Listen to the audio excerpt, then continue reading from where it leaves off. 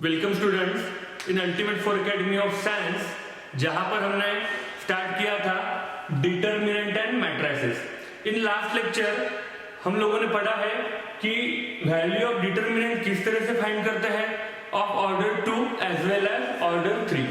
This is the very much important part in standard 11 and 12। और आप अगर JEE या फिर MSTCT की भी प्रिपरेशन कर रहे हो तो उसके लिए हमको वैल्यू ऑफ डिटरमिनेंट फाइंड करना आना चाहिए। ओके, तो उसी पे डिपेंड आज जो हम प्रॉब्लम फिर से पढ़ने वाले हैं, जो कि है find the value of x। 3 marks के लिए एक कंपलसरी क्वेश्चन आपको 11th स्टैंडर्ड में मिलने वाला है। ओके, तो find the value of x, जैसे कि आप यहाँ पर डिटरमिनेंट देख सकते हो, दैट इज सबसे पहले मैं पूछना चाहूंगा कि इस डिटरमिनेंट का ऑर्डर क्या है। तो अभी सर ये ऑर्डर क्या होता है, तो एक चीज हम क्लियर कर देंगे। यहां पर आप देखोगे the elements which are present like horizontal way, उसको हम लोग बोलेंगे रो।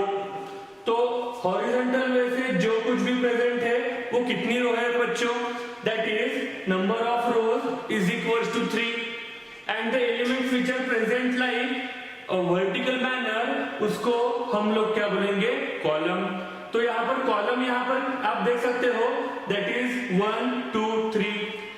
So therefore the number of rose and the number of column यहाँ पर कितने कितने हैं, तो आपको क्लियरली दिख रहा है कि 3 रो है एंड 3 कॉलम है। So the order of this determinant is 3। तो हो गया कंसेप्ट क्लियर ऑर्डर का। Is it clear? तो चलो अब आगे बढ़ेंगे, इसको इस डिटरमिनेंट को फाइंड करके हमको वैल्यू ऑफ x क्या मिलती है। Okay, just check it out, pay attention carefully, और इस वीडियो को आपको लास्ट तक देखना है कि नहीं, बीच में छोड़कर मत जाओ, क्योंकि this is very much important part. Okay, तो चलो फाइंड करते हैं। जैसे कि स्टेप बाय स्टेप जाएंगे। डिटरमिनेंट फाइंड करते समय लास्ट लेक्चर में हमने देखा है कि हमको सिर्फ रो 1 के एलिमेंट का यूज करना है।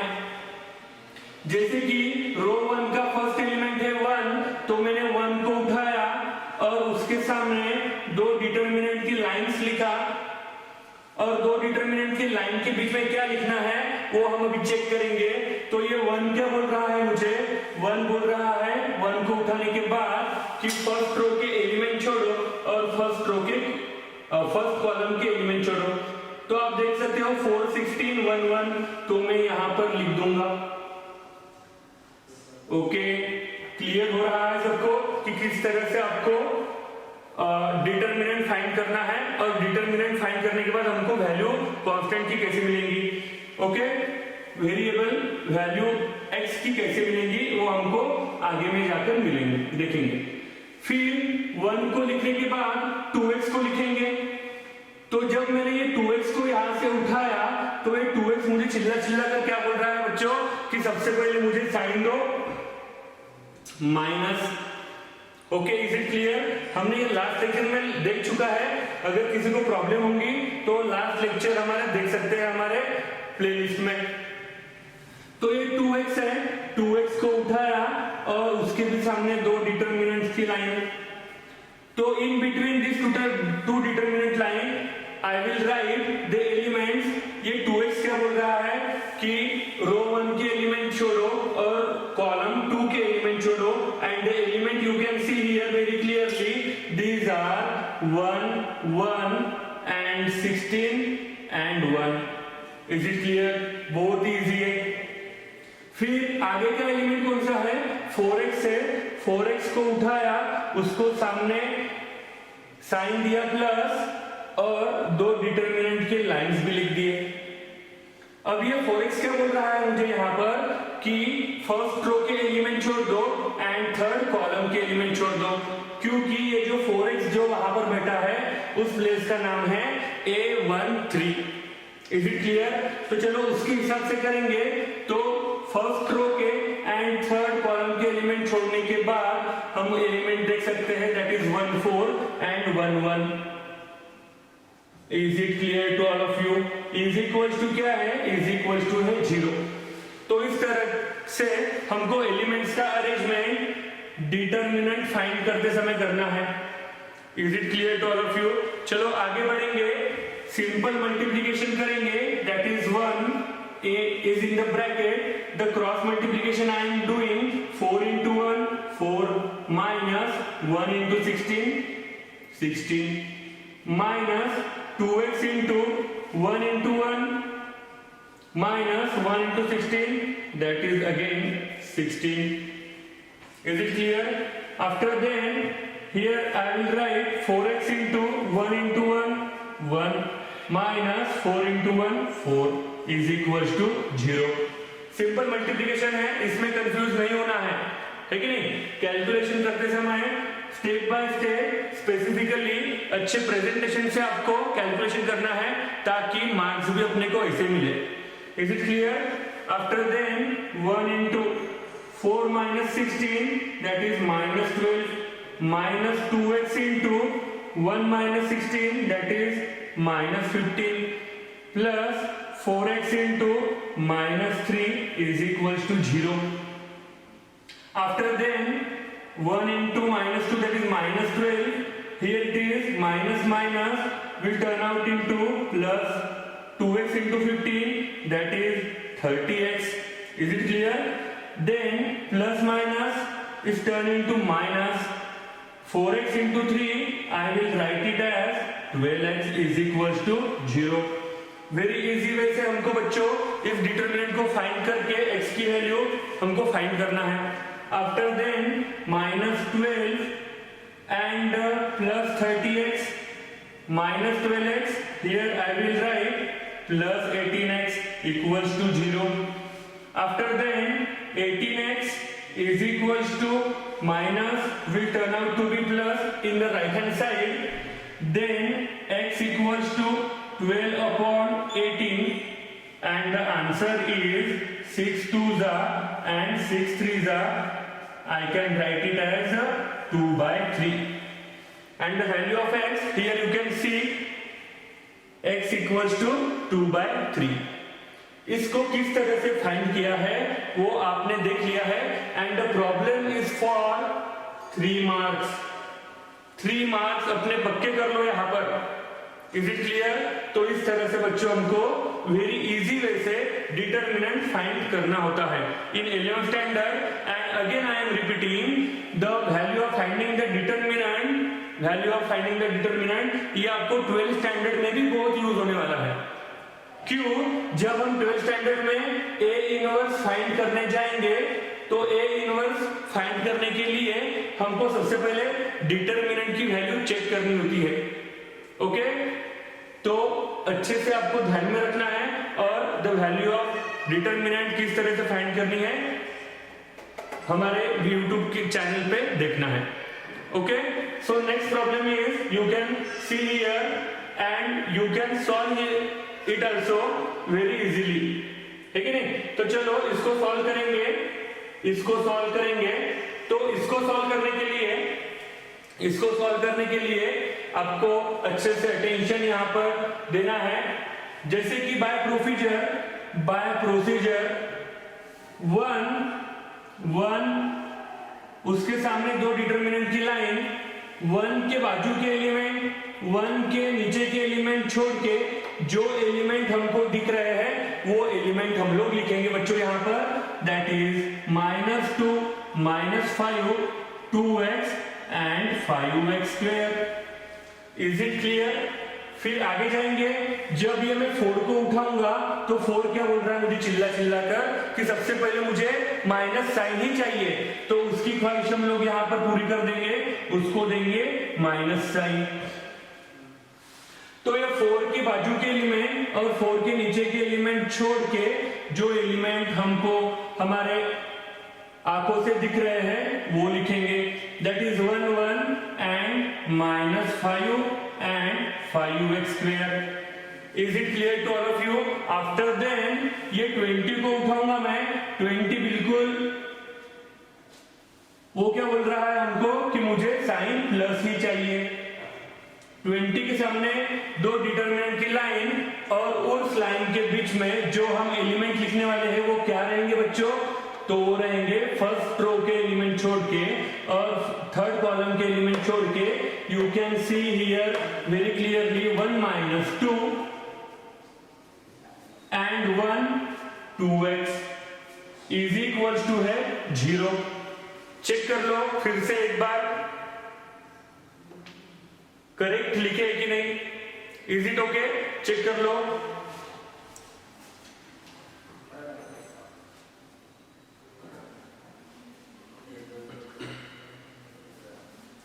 ओके, तो चलो further procedure we are starting now here. Only we are doing here the cross multiplication 1 into। तो चलो क्रॉस मल्टीप्लीकेशन चेक करते हैं बच्चों। यहां पर -2 into 5x square minus 10x square multiplication सबको आना चाहिए, है कि नहीं? फिर दोनों के बीच में करते हैं -2x into -5 2x into -5 2x into -5 is equal to -10x। हमको पता है, तो ये वाला माइनस और ये वाला माइनस बच्चों यहाँ पर क्या हो जाएगा? प्लस हो जाएगा। और ये 10x में यहाँ पर सिंपल लिख दूंगा, bracket complete. Is it clear किस तरह से मल्टीप्लीकेशन किया है और साइन को अरेंजमेंट किस तरह से किया है, ये आप यहाँ पर देख सकते हो। और यहाँ पर ही मोस्ट ऑफ द स्टूडेंट्स को प्रॉब्लम जाती है, तो आपको अच्छे से देख के यहाँ पर सॉल्व करना है। फिर आगे बढ़ेंगे -4 into 5x square into 1 that is 5x square। Again minus sign in between these two and 1 into -5 1 into -5 that is -5। This minus and this minus will turn into +5। Is it clear? Calculation पे ध्यान देना है। +20 into is in the bracket 2x into 1 2x minus 1 into -2 that is -2। तो ये minus और ये minus ये हो जाएगा +2 is equals to 0। Is it clear to all of you? Is it clear to all of you? तो ये क्या हो जाएगा? अभी सिंपल मल्टीप्लीकेशन करना है, तो 1 into -10x square -10x square हो जाएगा प्लस 1 into 10x हो जाएगा that is 10x। Is it clear? After then you can see here I will multiply this -4 inside the bracket, that is -4 into 5x square minus 20x square -4 into 5 that is -20। यहाँ पर most of the students फिर से again problem create करते हैं, यहाँ पर वो लिख के रखते हैं प्लस। तो ऐसी गलती नहीं करना। जब हम ब्रैकेट ओपन कर रहे हैं विथ मल्टीप्लीकेशन, ब्रैकेट के अंदर के साइन हो जाते हैं चेंज। ये चीज आपको अच्छे से ध्यान में रखनी है और इन 12th स्टैंडर्ड में आपको काम में लानी है। Is it clear? तो ये हो गया -20, फिर हो जाएगा बच्चों 20 into 2x 40x। Is it clear? And then 20 plus 2 plus 40 is equals to 0। Is it clear?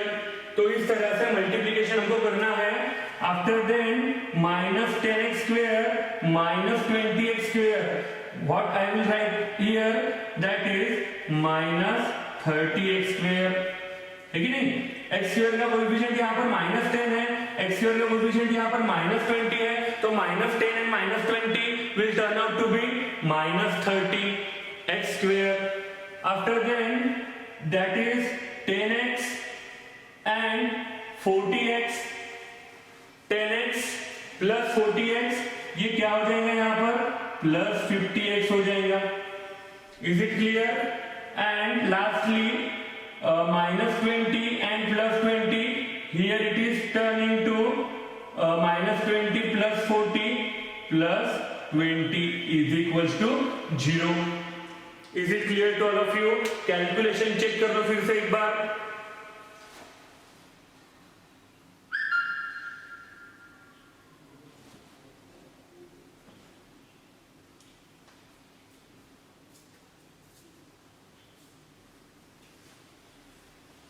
Is it okay बच्चों? कैलकुलेशन बराबर है, multiplication plus minus minus plus, ये चीज हमको अच्छे से ध्यान में रखनी है। ओके, आफ्टर देन ये माइनस 30x² को मैं राइट हैंड साइड में शिफ्ट कर दूंगा, क्योंकि ये जो इक्वेशन है वो टर्न हो रहा है क्वाड्रेटिक इक्वेशन में। तो चलो देखो, 30x² माइनस का हो गया, उधर जाके प्लस 50x का हो जाएगा, प्लस 50x का हो जाएगा, माइनस 50x एंड प्लस 20 का हो जाएगा minus 20 is equal to 0। Is it clear? And after then I will divide each and every term by 10। इस क्वाड्रेटिक इक्वेशन को रिड्यूस करेंगे एंड डिवाइड करेंगे 10 से, तो ये क्या हो जाएगा? अगर इस टर्म को मैं 10 से डिवाइड कर रहा हूं तो ये हो जाएगा 3x² माइनस ये हो जाएगा 5x एंड माइनस ये हो जाएगा बच्चों 2 is equal to 0। And the quadratic equation you can see here very easily. Okay, तो चलो इस क्वाड्रेटिक इक्वेशन को सॉल्व करते हैं। 10th स्टैंडर्ड में हम लोगों ने पढ़ा है कि किस तरह से सॉल्व करना है, बट अभी भूल गए होंगे लॉकडाउन में, तो चलो इसको फिर से एक बार रिकॉल करते हैं। तो जब हम 10th स्टैंडर्ड में इसको पढ़े थे तो क्या पढ़े थे? जो कि फर्स्ट टर्म है एंड लास्ट टर्म है, उन दोनों का मल्टीप्लीकेशन हमने इस झोपड़ी के ऊपर लिखा था। Is it clear? याद आ रहा है कुछ? तो चलो देखो, 3x² इंटू -2 ये हो रहा है -6x²।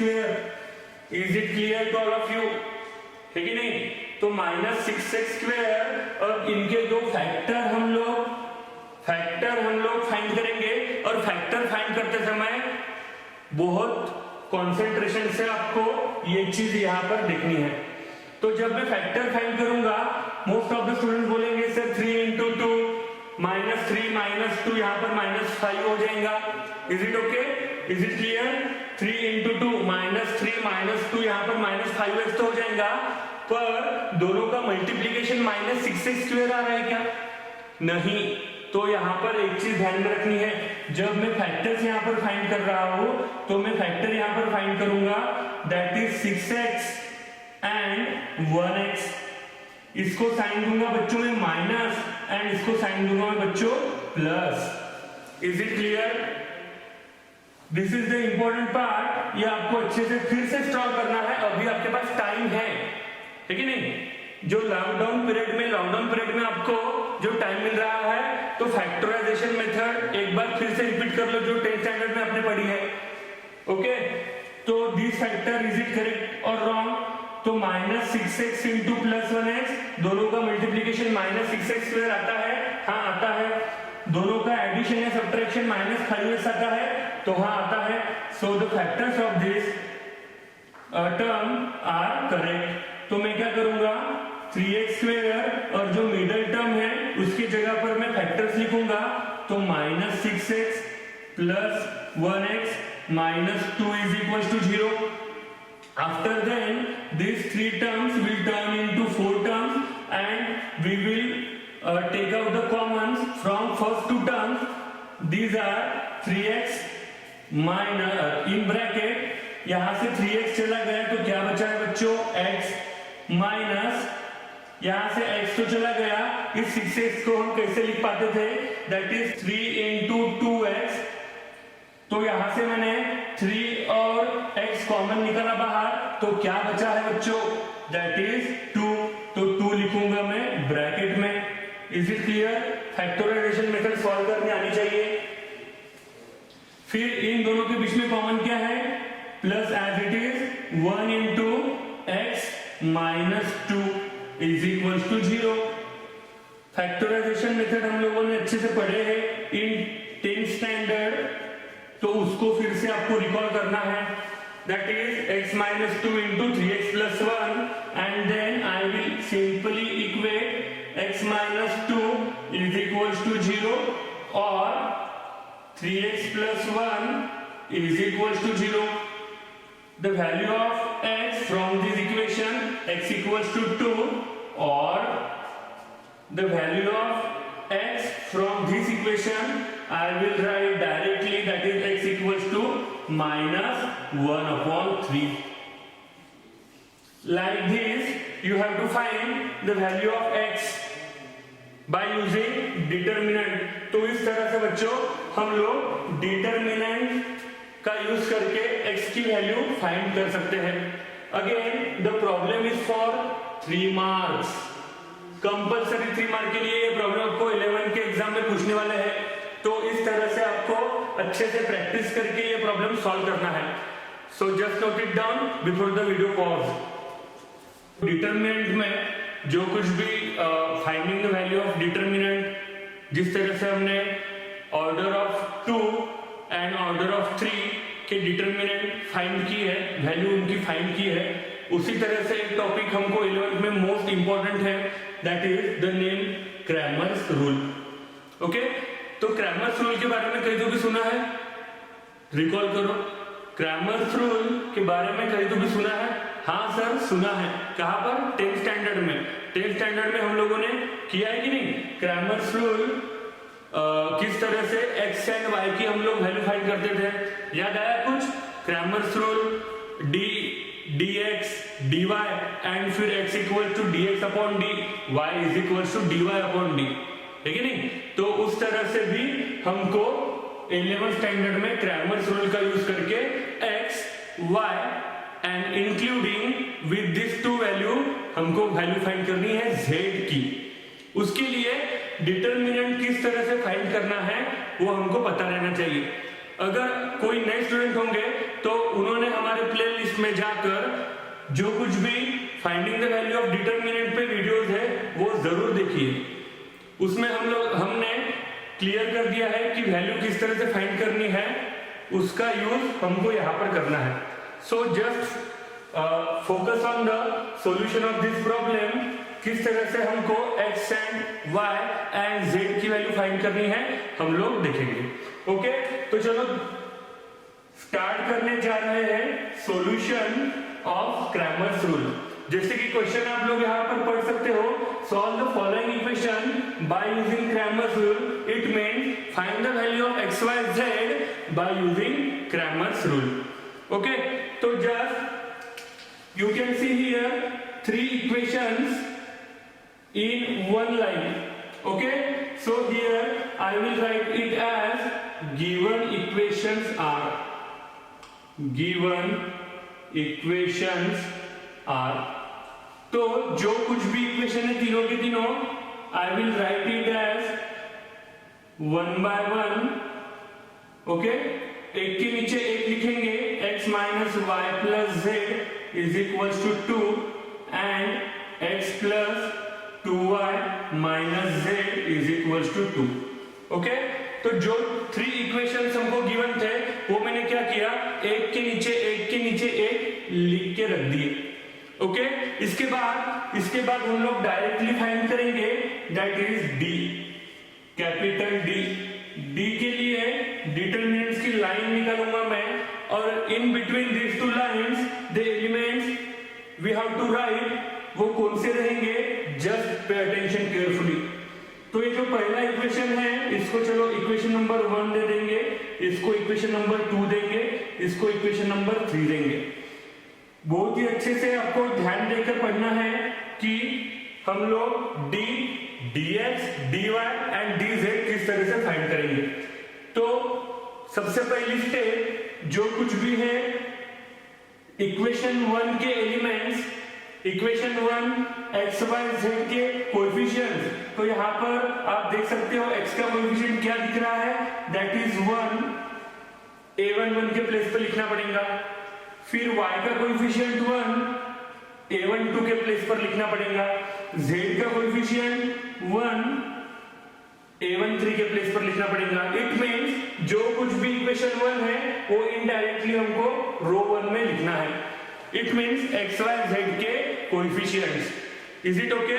समझ में आ रहा है? सिमिलरली जो सेकंड इक्वेशन के कोएफिशिएंट है, एक्स का कोएफिशिएंट 1 वो जाएगा सेकंड रो में. ओके, y का कोएफिशिएंट -1 एंड z का कोएफिशिएंट 1. फिर थर्ड इक्वेशन जो है उसको लिखेंगे थर्ड रो में, x का कोएफिशिएंट 1, y का कोएफिशिएंट 2 एंड z का कोएफिशिएंट अगेन -1। समझ रहा है बच्चों कि यहाँ पर हम लोग क्या कर रहे हैं, हम लोग x y z की वैल्यू फाइंड कर रहे हैं बाय यूजिंग क्रैमर्स रूल। और क्रैमर्स रूल के लिए मैंने क्या किया, 3 इक्वेशन एक के नीचे एक लिखा और फिर d की वैल्यू फाइंड कर रहे हैं। तो यहाँ पर आप देख सकते हो ये जो पहले रो में एलिमेंट्स है वो इक्वेशन 1 के ऊपर से लिखे हैं, दूसरे रो के एलिमेंट है वो लिखे हैं इक्वेशन 2 के ऊपर से, एंड रो 3 में एलिमेंट्स है वो लिखे हैं इक्वेशन नंबर 3 से। Is it clear? ये होने के बाद एक छोटा सा काम मैं करूंगा जो कि है ये जो कॉलम 1 है उसको नाम दे दूंगा x, आगे जाकर हमको काम आने वाला है इसलिए वो मैं काम यहां पर कर रहा हूं। सबसे पहले दूसरे कॉलम को नाम दे दूंगा y एंड तीसरे कॉलम को नाम दे दूंगा z। इससे क्या होगा, आगे में जो भी प्रोसीजर रहेंगी वो हम इजीली सॉल्व कर पाएंगे। ओके,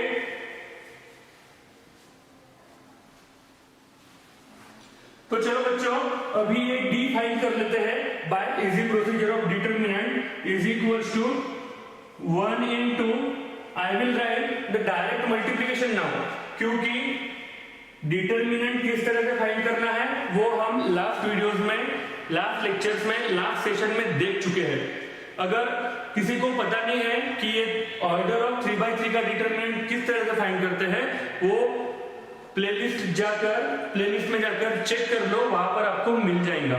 ओके, सो 1 into 1 के बाजू के एलिमेंट एंड 1 के नीचे के एलिमेंट छोड़ के जो एलिमेंट दिख रहे हैं उनका सिंपल मल्टीप्लिकेशन मैं इस ब्रैकेट में करने जा रहा हूं।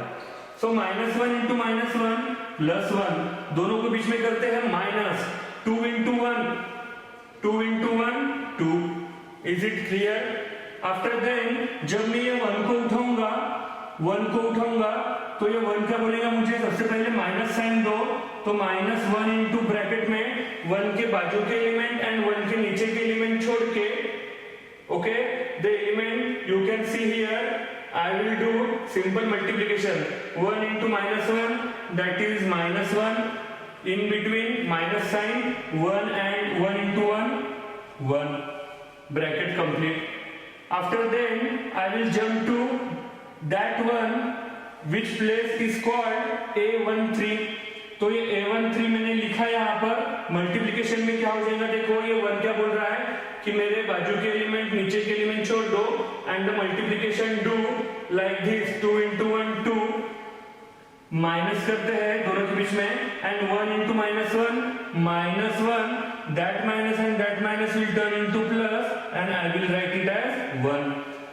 तो सिंपल मल्टीप्लिकेशन करने के बाद एडिशन एंड सब्ट्रैक्शन सबको आता ही है, तो यहाँ पर हो जाएगा -1 into -2 and +1 into 2 + 1 is 3।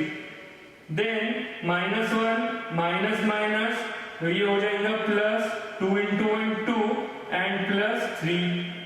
So -1 + 2 1 + 3 will turn into 4। तो d की वैल्यू बच्चों यहाँ पर क्या दिख रही है, 4। तो इस तरह से हमको d की वैल्यू फाइंड करनी है। प्रोसीजर एक बार चेक कर लो, फिर से एक बार चेक कर लो procedure.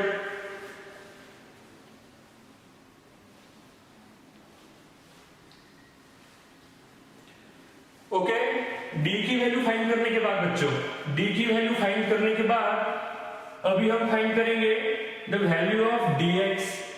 Is it clear? The value of dx find करने जा रहे हैं, तो dx इक्वल्स टू उसके सामने भी दो डिटरमिनेंट्स की लाइन, वेरी इजी। ओके, तो अभी जब मैं dx के एलिमेंट लिखूंगा, जो dx के एलिमेंट लिखूंगा वो कौन से लिखने हैं ये चीज आपको अच्छे से समझनी है। तो please pay attention carefully, again I am saying it is request, pay attention, क्योंकि एलिमेंट लिखना इजी है बट यहां पर भी स्टूडेंट्स गड़बड़ करते हैं। ओके, तो जब हम dx फाइंड करने जा रहे हैं तो ये dx मुझे क्या बोल रहा है, dx मुझे बोल रहा है कि सबसे पहले d की तरफ जा। ओके, तो मैं गया d की तरफ। Is it clear?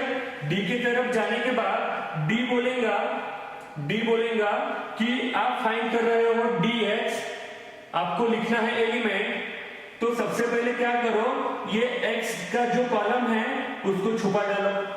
Is it clear? x का कॉलम क्या कर रहे थे हम, I am just repeating again, जब मुझे dx फाइंड करना है मैं dx के पास गया, dx क्या बोल रहा है, d के पास जाओ, d क्या बोल रहा है हमें, जो x के एलिमेंट है वो छुपा डालो, और जो x के एलिमेंट है उसके जगह पर क्या लिखो, x के जो एलिमेंट है उसके जगह पर लिखो इक्वल्स टू के राइट हैंड साइड के एलिमेंट जो कि हमने यहां पर लिखे हैं 6 2 2। तो d बोल रहा है x का कॉलम छुपा डालो और x के कॉलम के ऊपर लिखो 6 2 2। तो d का ऑर्डर फॉलो किया हमने यहां पर। d का ऑर्डर फॉलो करने के बाद y के और z के element as it is 1 -1 2 1 1 -1। Is it clear? Is it clear? Procedure is very easy, but solve करते समय आप लोगों को कॉन्सेंट्रेशन से सॉल्व करना है। This is very much important. Okay, तो चलो इसको सॉल्व करेंगे तो ये हो जाएगा 6 इंटू ब्रैकेट में -1। तो चलो देखो फिर से एक बार, 6 के बाजू के एलिमेंट 6 के नीचे के एलिमेंट छोड़कर जो एलिमेंट दिख रहे हैं उनका मल्टीप्लीकेशन -1 इंटू 1 -1 -2 इंटू 1 2। फिर माइनस साइन देंगे क्योंकि जो A1 2 पे एलिमेंट प्लेस रहता है वो चिल्ला चिल्ला कर बोलता है कि सबसे पहले मुझे साइन कौन सा दो, माइनस साइन दो। तो माइनस साइन दिया, 1 इंटू ब्रैकेट में क्या होने जा रहा है, जस्ट चेक इट आउट। 1 के नीचे के एलिमेंट 1 के आजू बाजू के एलिमेंट छोड़ के 2 इंटू -1 -2, दोनों के बीच में करते हैं -2 into 1 2। Is it clear to all of you? फिर जाएंगे A1 3 के एलिमेंट के ऊपर, A1 3 के एलिमेंट को उठा रहा हूं मैं तो +1 लिखूंगा। अल्टरनेट साइन देना है बच्चों यहां पर आपको, plus minus plus. Okay, and is in the bracket I will right 1 के बाजू के एलिमेंट छोड़ के 1 के नीचे के एलिमेंट छोड़ के 2 इंटू 2 4, माइनस करते हैं दोनों के बीच में 2 इंटू -1 -2, तो ये माइनस माइनस हो जाएगा +2। Is it clear? समझ रहा है? कैलकुलेशन अच्छे से ध्यान से करना है। तो 6 1 into -1 -2 that is -1 -1 into -2 -2 -4 +1 into 4 + 2 that is 6। तो ये -6 + 4 minus minus will turn into +6 and -6 + 6 get cancelled and the answer we will get here dx equals to 4। Is it clear to all of you? सबको समझ रहा है? Check कर लो फिर से एक बार चेक कर लो वैल्यू बराबर निकली कि नहीं। आगे बढ़ेंगे अभी लिखेंगे यहां पर now. Is it clear? This is the part of presentation. We will use here the words which are अपने जो सॉल्यूशन को प्रेजेंट करते हैं। ओके, सो नाउ अभी फाइंड करेंगे dy। The procedure is same. जब मैं dy फाइंड कर रहा हूं तो ये dy मुझे क्या बोल रहा है बच्चों, ये dy मुझे बोल रहा है कि सबसे पहले d को जाकर मिलो, तो ऑर्डर फॉलो करते हैं। तो d के पास आए, d क्या बोल रहा है, y के एलिमेंट छुपाकर y के एलिमेंट की जगह क्या लिखना है, दैट इज द एलिमेंट 6 2 2। तो वैसे ही करेंगे 6 2 2। फिर से d के पास आएंगे और x के एलिमेंट सेम, z के element same as it is लिख देंगे 1 1 1। Is it clear? And z के एलिमेंट 1 1 -1। तो again the procedure is same for finding the determinant, so just pay attention again। 1 into -2 into 1 2। इसकी continuously practice आप जब करोगे तो ये आपको बिल्कुल चिल्लर सा लगने लगेगा कि क्या है करके। ओके, तो 6 into 1 into -1 that is -1 -1 into that 1। Is it clear? फिर +1 into 2 into 1 2 -2 into 1 2। ओके, तो ये हो जाएगा -4। ओके, तो ये 1 इंटू -4 -6 इंटू -2 प्लस 1 इंटू 0, तो -4 plus 12 and the answer will turn into 8। Is it clear to all of you? तो dy क्या निकला है बच्चों, यहाँ पर 8 निकला है। Is it clear? तो इस तरह से d की वैल्यू निकालने के बाद dx निकाले, dx की वैल्यू निकालने के बाद dy निकाले। अब हमको क्या निकालना है, that is dy, sorry dz निकालना है। तो dz की प्रोसीजर मैं यहां पर करता हूं, just concentrate carefully. Okay, so dz is equals to, again the same procedure we are doing here. जब मैं dz निकाल रहा हूं तो dz क्या बोल रहा है मुझे, d के पास जाओ। d क्या बोलेगा, जो z वाले एलिमेंट है उनको छुपाकर उसके जगह पर क्या लिखना है, 6 2 2 लिखना है। तो ऑर्डर फॉलो करते जाएंगे। अगेन d के पास आएंगे तो x के और y के element as it is same to same, 1 1 1 1 1 1 -1 2। Is it okay?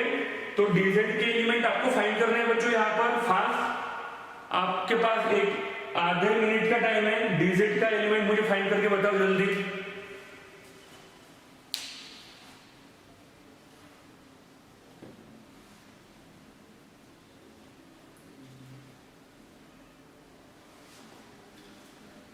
तो dz आपको यहां पर क्या मिल रहा है, dz मुझे यहां पर मिल रहा है दैट इज 12। अगर आप लोग प्रॉपर वे से आंसर फाइंड करोगे तो dz यहां पर क्या मिल रहा है मुझे, 12 मिल रहा है। चेक कर लो dz इज इक्वल टू 12 मिला है या नहीं, dz इज इक्वल टू 12 मिला है कि नहीं, चेक कर लो।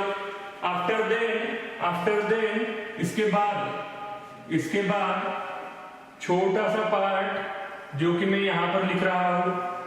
ओके, तो अगेन मैं लिखूंगा नाउ हमको वैल्यू फाइंड करनी है x की, तो ये हो गया dx अपॉन d। ये फॉर्मूला आपको ध्यान में रखना पड़ेगा जो कि हमने 10th स्टैंडर्ड में भी पढ़ा है। x की वैल्यू फाइंड करनी है तो dx अपॉन d। तो dx की वैल्यू क्या फाइंड की है बच्चों, यहाँ पर हमने 4 अपॉन d की वैल्यू फाइंड क्या की है, 4। तो x की वैल्यू मुझे क्या मिल रही है बच्चों, that is 1। Is it clear? फिर y की वैल्यू फाइंड करेंगे तो y is equal to dy upon d। dy क्या मिला है हमको यहाँ पर 8 and the value of d is equal to 2। Okay, and z, तो dz is equal to d। dz क्या है बच्चों हमारा 12 and d is 4 and the value of z is 3। Therefore x equals to 1, y is equals to 2 and z is equals to 3। इस तरह से हमको x y z की value find करनी है by using the procedure that is called Cramer's rule. Is it okay?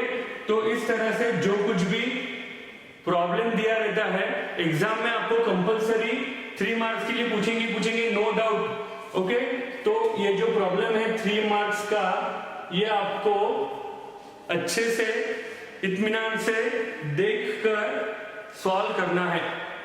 जो कुछ भी क्रैमर्स रूल में आपको बताया गया है वो स्टेप बाय स्टेप फॉलो करनी है और आंसर फाइंड करना है।